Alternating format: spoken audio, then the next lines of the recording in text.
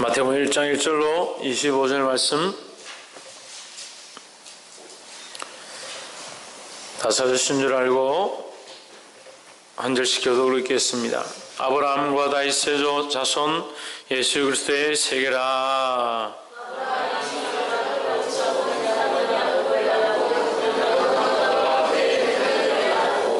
유다는 다말에게서 베레스와 세레를 낳고 베레스는 에스론을 낳고 에스론은 람을 낳고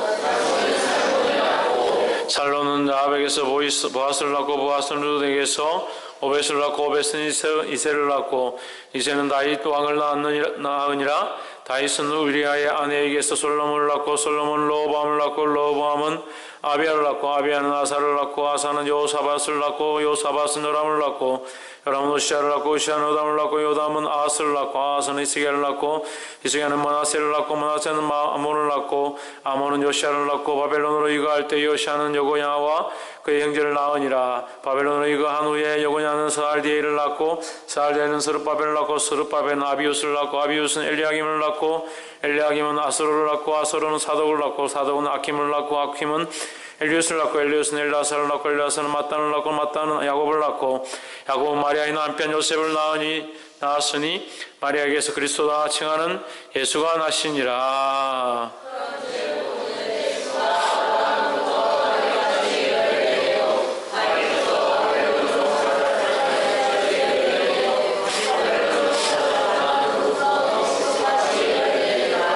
예수 그리스도의 나심은 이라 아니라 그 모친 마리아가 요셉과 정혼하고 동거하기 전에 성령으로 잉태된 것이 나타났더니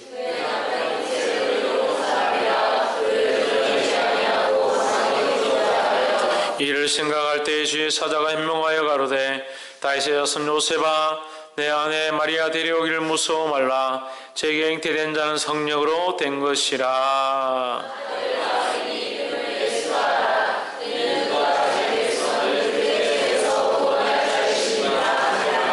이 모든 일에 된 것은 주께서 선지자로 하신 말씀을 이루려 하심이니 가라사대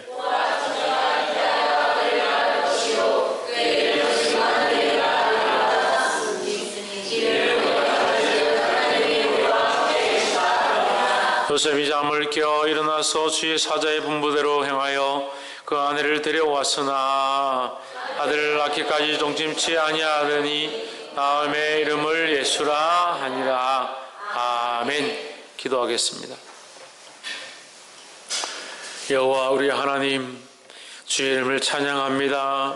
우리를 보호하시고 인도하시고 주의 오른쪽 위에 붙잡아 주셔서 이 환난 많고 어렵고 고난 가운데 있던 한 해도 지나가게 하시고 새로운 한 해를 허락하셔서 우리에게 희망을 주시며 소망의 하나님으로 역사해 주심을 감사합니다.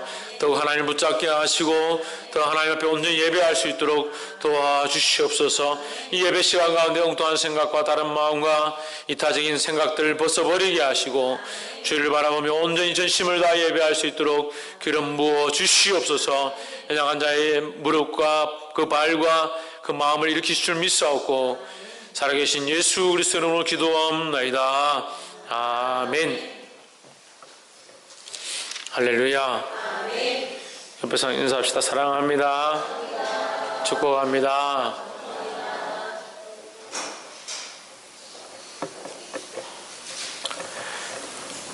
우리가 작년에 사도행전 말씀을 가지고 우리가 처음부터 끝까지 이렇게 우리가 통독하고 또 그 말씀들을 함께 나눴습니다. 그렇게 하다 보니까 사도행전이 우리에게 굉장히 친숙하고 저만 친숙한가? 친숙하고 우리가 28장까지 했는데 사도행전의 말씀을 우리가 대략적으로 다 이렇게 이제 전체적으로는 이제 연결이 되고 이해가 될 만합니다. 그래서 복음서를 이제 올해부터 하려고 합니다. 복음서는 우리가 좀 복음서가 가장 말씀에 어떻게 보면 기본, 우리의 이제 신앙의 기초, 바탕이다라고 생각하시면 되겠습니다.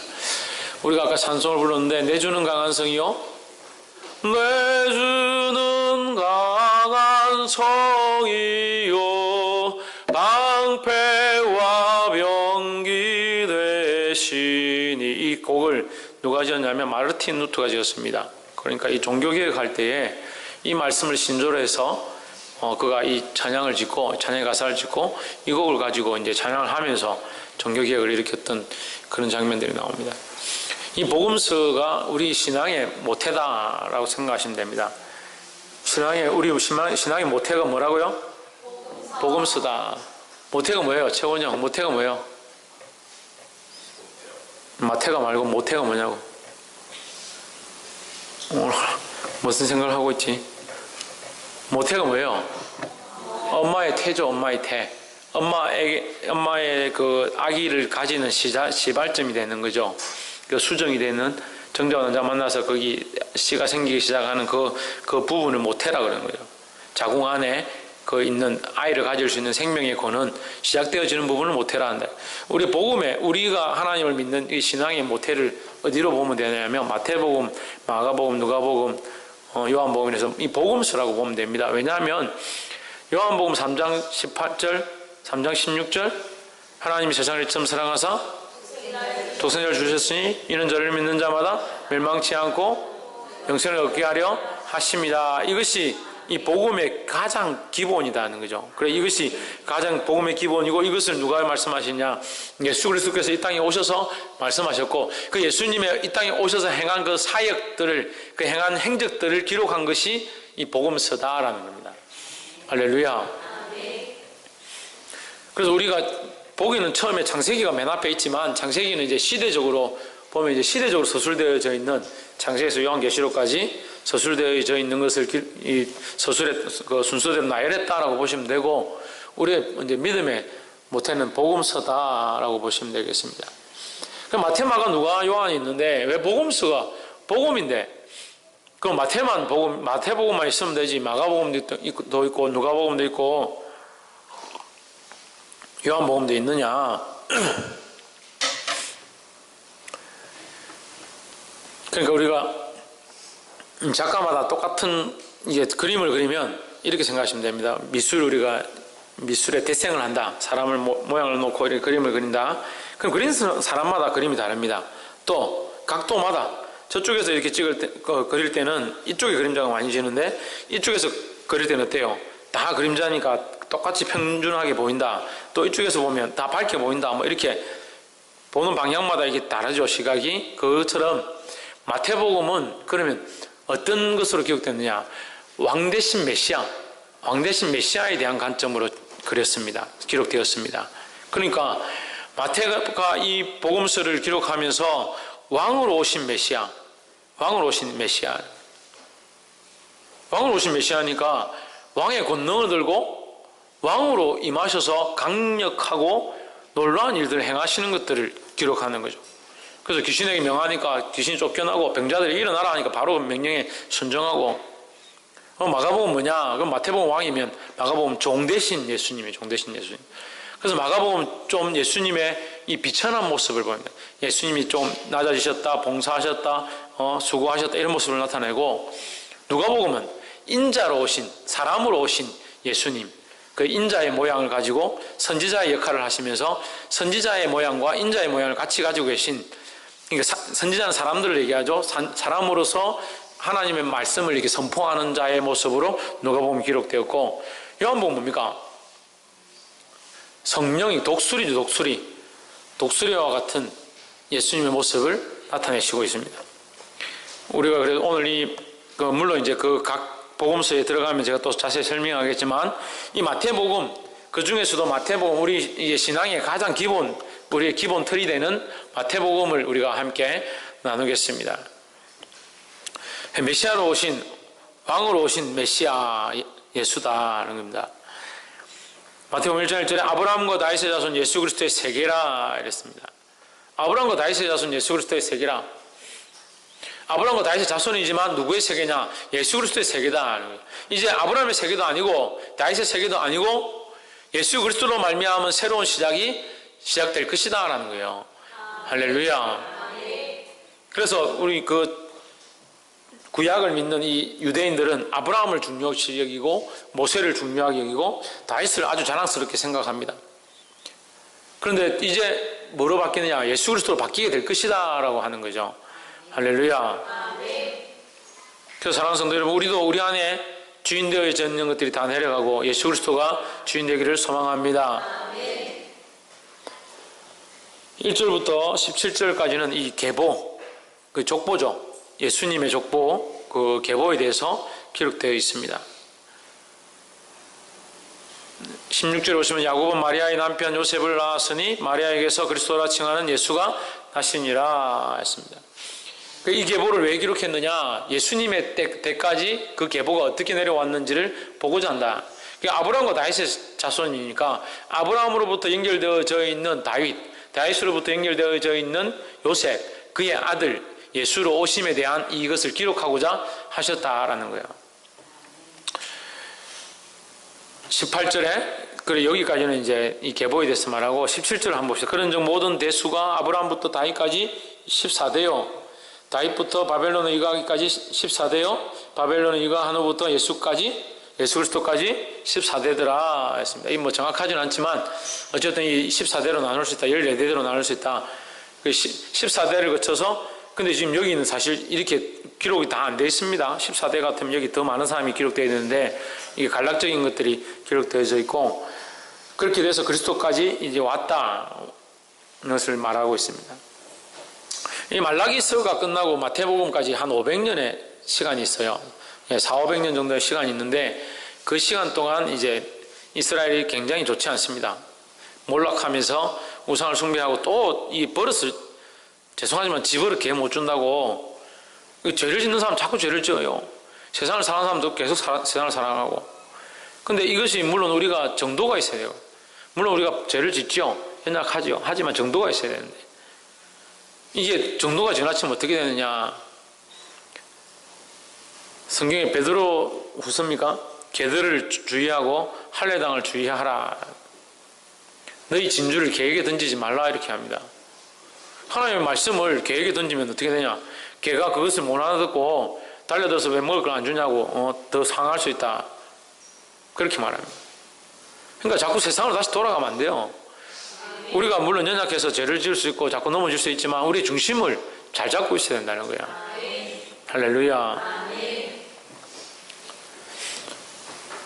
그래서 자꾸 이스라엘 백성이 죄를 짓고 결국 넘어져가지고 이게 마지막에 하나님께서 이제 어느 나라를 보내셨냐? 이 로마를 보냈습니다. 로마를 보내서 이스라엘을 점령해버리죠. 그 이스라엘 가운데 사로잡혀 가버리는 거예요. 지금 여기도 보면 기록되는데 바벨론에 잡혀가고 중간에는 아수로 잡혀가고 바벨론에 잡혀가고 또 그 앞에는 뭐가 있습니까? 블레셋, 암몬, 모압 이런 나라들이 계속 괴롭히고 나라가 몇 번이나 망할 뻔했습니다. 그래도 정신을 못 차리는 거예요. 그러니까 평생 우상 앞에 평생이 아닙니다. 그 유대 민족이 이 철철 따라 족보를 따라서 전부 우상 앞에 무릎 꿇는 자들이 있나? 이거 안타깝죠. 믿음으로 끊어야 되는데 우리도 마찬가지로 믿음으로 끊어서 자식들에게 바른 진리를 전하기를 주의 이름으로 축원합니다. 18절에 예수 그리스도의 나심은 이러하니라. 그 모친 마리아가 요셉과 청혼하고 동거하기 전에 성령으로 잉태된 것이 나타났더니 했습니다. 자, 마태복음이 어떤 예수님에 대한 기록을 했다고요? 왕대신 예수님에 대해서. 그래서 우리가 그 마태복음 2장 우리 그 성탄절 때 했잖아요. 동방박사들이 와서 뭐라고 합니까? 헤로도 왕한테 유대인의 왕으로 오신 이가 어디 계시냐? 우리가 그에게 경배하러 왔노라. 왕으로 나신 이에 대해서 찾는다는 거죠. 누가 왕으로 오셨으니까? 예수님이 왕으로 오셨으니까 왕 대신 예수님을 이제 이게 표현하고 있다는 거예요. 그 모친 마리아가 요셉과 정혼하고 동거하기 전에 동거한다는 건 뭡니까? 동침하기 전에 서로 관계를 가지기 전에 무슨 일이 일어나냐? 성령으로 잉태된 것이 나타났더라 했습니다. 할렐루야. 세상의 상식으로는 이해할 수 없습니다. 상식으로 이해할 수가 없죠. 어떻게 처녀가 애를 가지냐? 처녀가 애를 가져도 변명할 게 있다. 우리나라 속담이 있긴 있는데 그런 거하고는 다르죠. 그거는 이제 바람을 피워서 애를 낳았기 때문에 변명할 게 있다는 거고. 성령으로 잉태되었다. 우리 인간의 마음, 생각으로는 이해할 수 없습니다. 하지만 인간의 생각으로 이해할 필요가 없습니다. 왜요? 믿음으로 받아들여야 되니까. 그러니까 이것을 풀어나가는 게 문제예요. 이게 만약에 풀리잖아요? 우리가 어떤 수학이나 과학으로 풀어서 풀 수가 있잖아요. 그러면 뭐가 없습니까? 하나님의 능력이 아닙니다. 이해가 돼요? 사람의 능력과 방법을 자꾸 풀려고 해서 그걸 풀 수 있다면 그건 하나님의 역사로 보기 어려운 거죠. 근데 하나님의 역사는 사람의 능력과 과학과 기술로 해석되는 게 아니라 믿음으로 받아들이는 거예요. 할렐루야.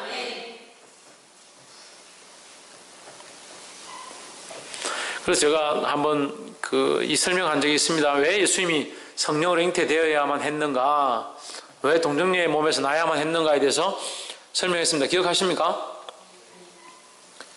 박성희 기억합니까?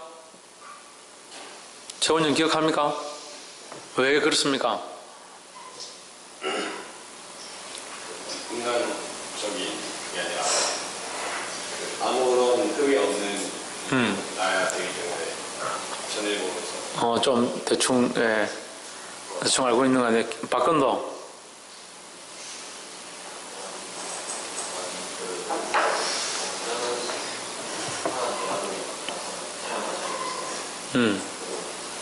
사람들끼리 사람의 관계에 하나님 영혼을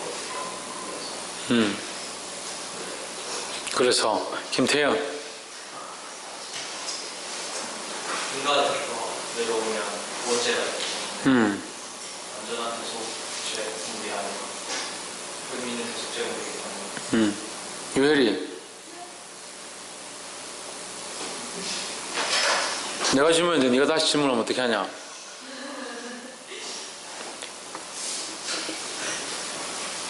왜 예수님이 마리아에게서 태어나야 하시노? 동정녀에게서 태어나야 하시노?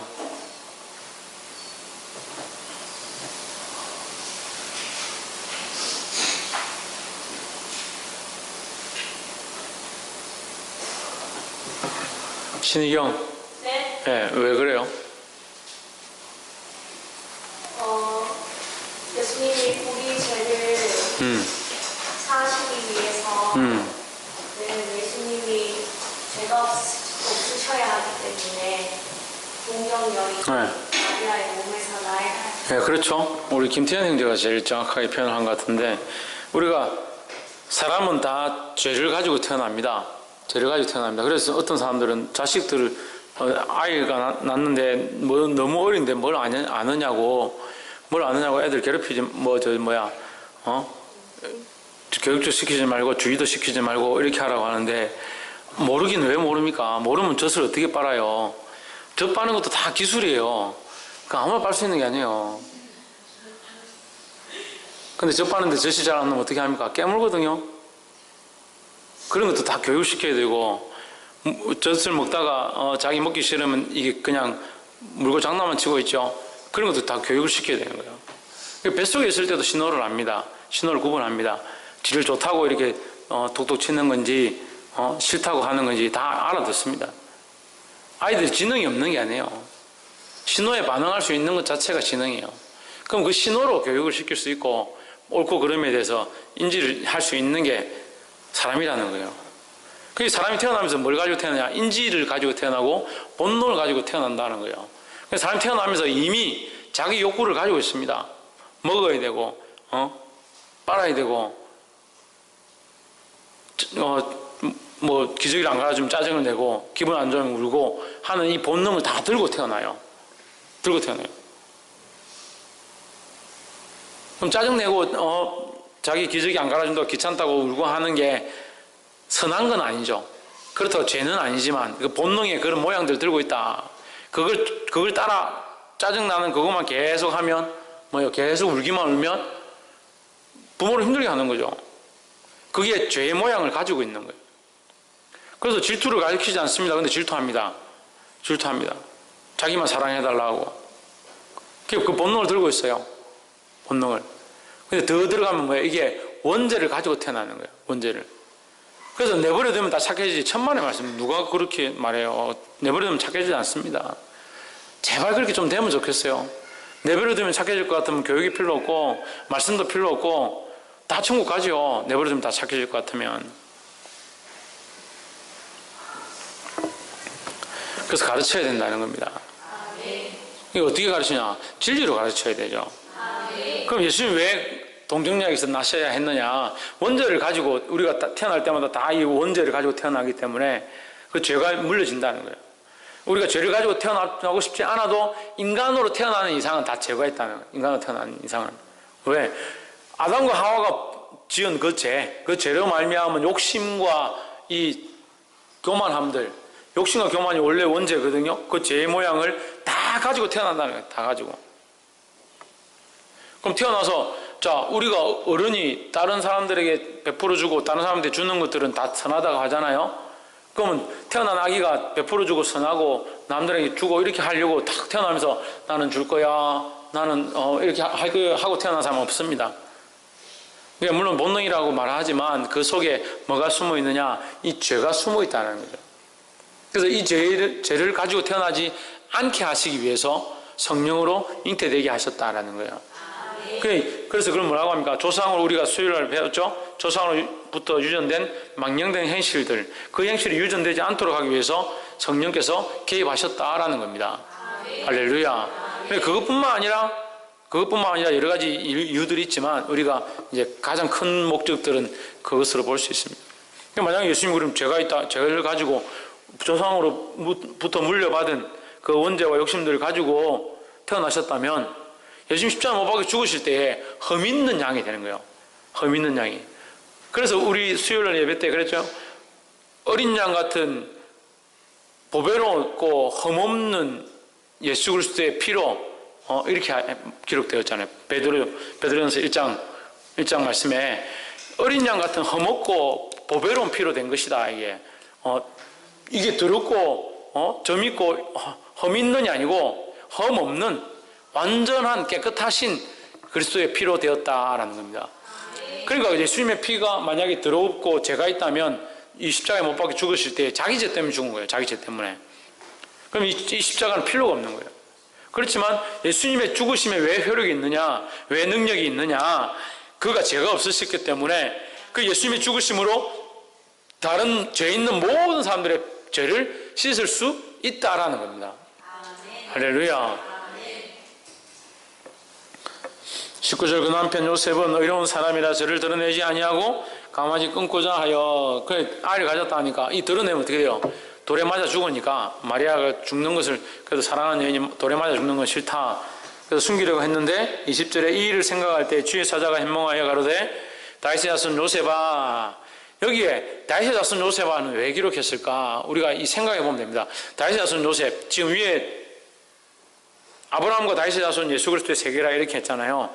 그럼 다윗의 자손에게서 메시아가 태어난다. 그것을 암시하는 거죠. 강조하는 거죠.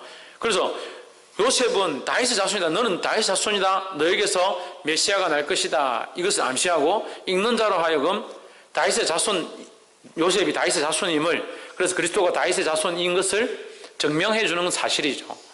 다윗의 자손 요셉아 내 아내 마리아 데려오기를 무서워하지 말라. 그에게 잉태된 자는 성령으로 된 것이라. 그래서 바람을 피워서 된 것이 아니다. 이것을 가르쳐 줬습니다. 21절 아들 낳으리니 이름을 뭐라? 예수라 하라. 예수의 뜻이 뭡니까? 자기 백성을 저들의 죄에서 구원할 자이심이라 했습니다. 할렐루야.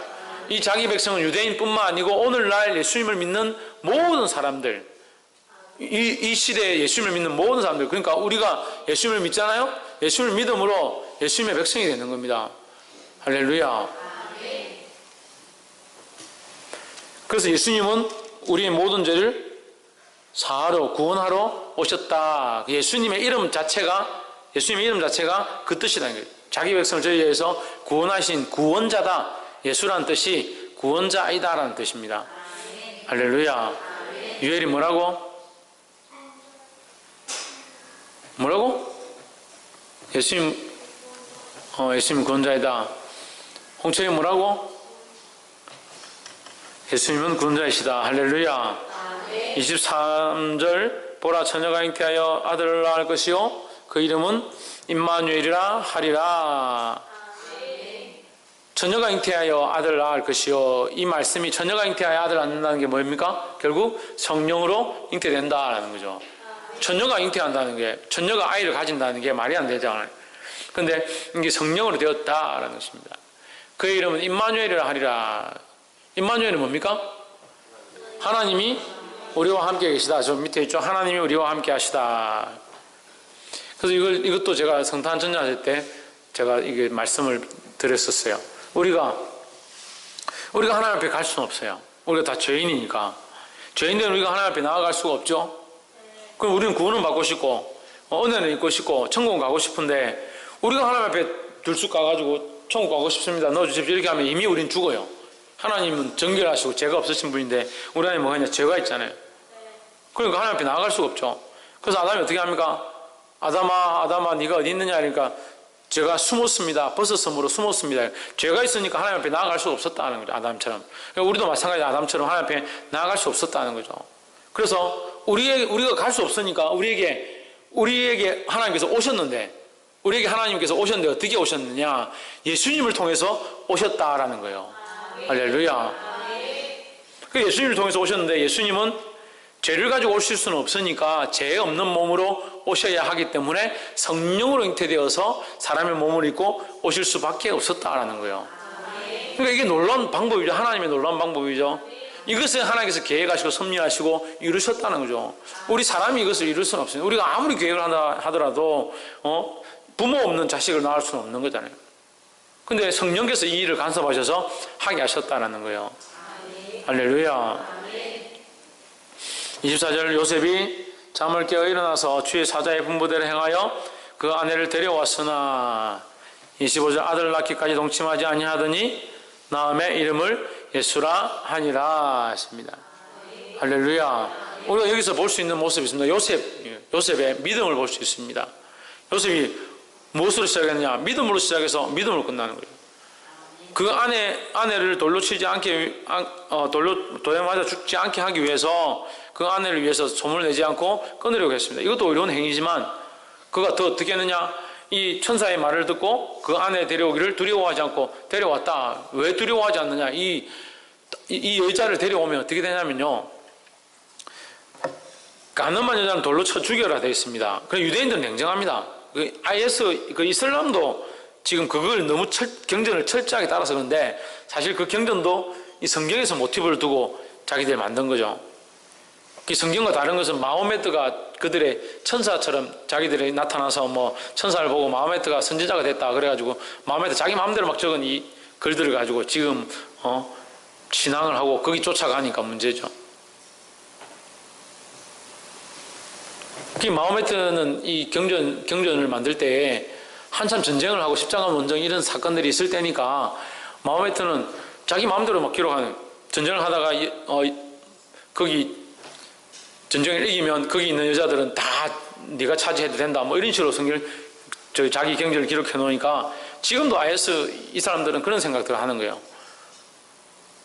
천국 가면 이 뭐 팔등신이 뭔지 모르겠지만 8등신 미녀들이 뭐 순교자, 무슨 순교자, 폭탄 테러 하러 가가지고 폭탄 터져서 팍 죽으면 천국에 가면 8등신 미녀들이 비키니 입고 이게 수발을 든다는 거야.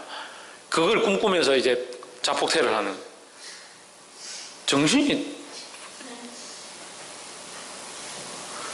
그리고 지금 어떻게 합니까? 아프리카는 지금 그게 심각합니다. 아프리카 우간다하고 우간다의 그 고등학교 여고의 학생들이 한 400명, 500명 하룻밤에 없어져 버렸어요. 애들이.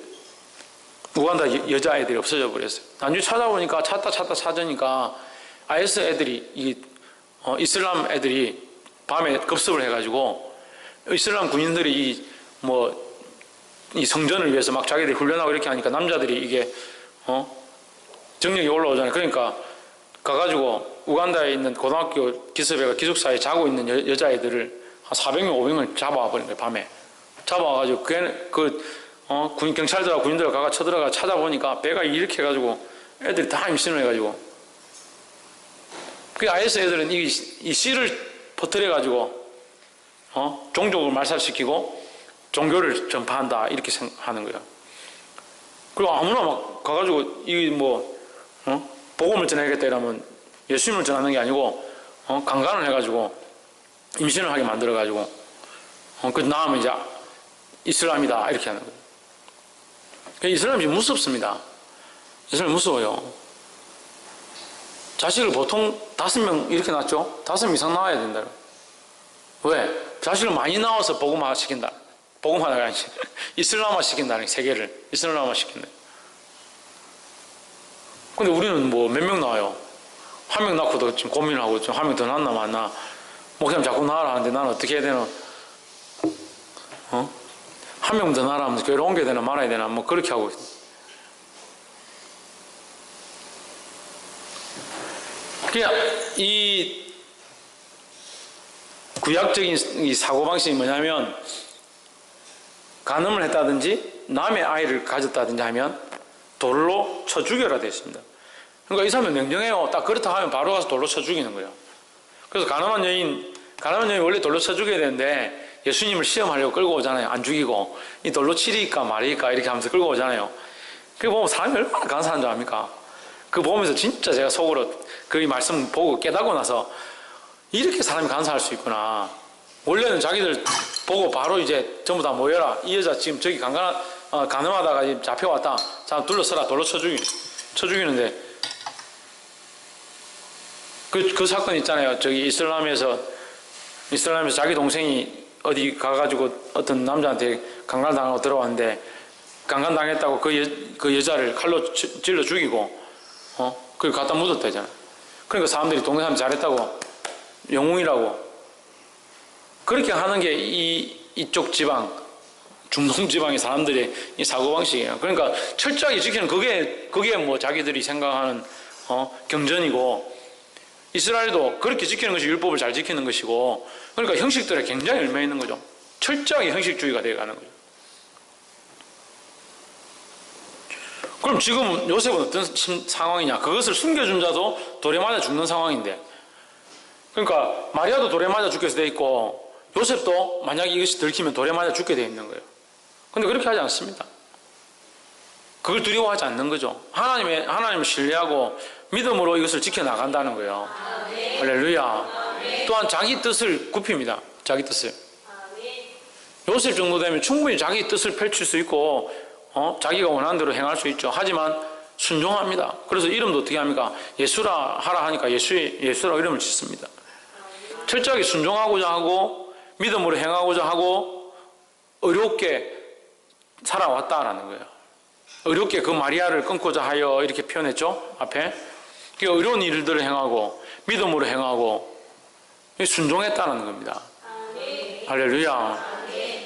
말씀을 맺겠습니다. 이 요셉의 모습을 본받기를 소망합니다. 이 복음서를 이렇게 지난주도 이제 제가 그 사도행전 사도행전 전체 1, 전체 2 이렇게 해가지고 하니까 사모님이 좀 은혜가 안 된다 이렇게 하시는데 우리가 이제 오후 예배는 이 강해식으로 가는 겁니다. 강해식으로 이게 설교하고 조금 다릅니다. 강해식으로 이제 좀 우리가 배워야 되고 말씀을 설교를 하면 이게 말씀을 배우지는 잘 못해요. 말씀은 이게 설교식으로 하면 우리의 삶을 자꾸 적용하고 어떻게 살 건지를 계획을 하니까 이렇게 삽시다 살아갑시다 하나님 나라를 소망합시다 이렇게 살아가니까 이렇게 하니까 설교를 자꾸 들으면 말씀을 통해서 도전을 받고 삶의 변화는 일어나는데 뭐가 없느냐? 지식이 없는 거죠. 줄을 아는 지식이 없고 물론 이제 여러분들이 다 집에 돌아가서 말씀을 상고하고 이 말씀이 그러한가 하여 공부하고 자기 전에도 묵상하고 침대 앞에 앉아서도 이 말씀 정말 좋구나 목사님한테 전화해가지고 목사님 이 말씀이 무슨 뜻이에요 이렇게 하면 좋겠는데 아무도 그래 안 한다고요. 1년 365일 있어도 저한테 전화한 사람 한 명이 없거든요. 요새 우리 천정민 자매가 한 번씩 성경 들고 와가지고 잘 모르겠다면서 이건 무슨 뜻입니까? 가끔씩 저는 깜짝 놀라요. 나도 잘 모르는 건데 왜 이걸 물어보는 같이 공부하게 되고 하는 것도 있는데 이 강해 설교는 이 말씀을 이제 강해를 하면서 설명을 해 나가는 거죠. 설명해 나가면서 이제 거기 지식적인 부분도 더하고 그러니까 강해 설교를 통해서 깨닫는 사람도 있어요. 말씀을 깨닫기도 하고 거기에 도전이 있기도 하고, 그래서 저는 이제 강해 설교를 오후 예배는 강해 설교로 하려고 합니다.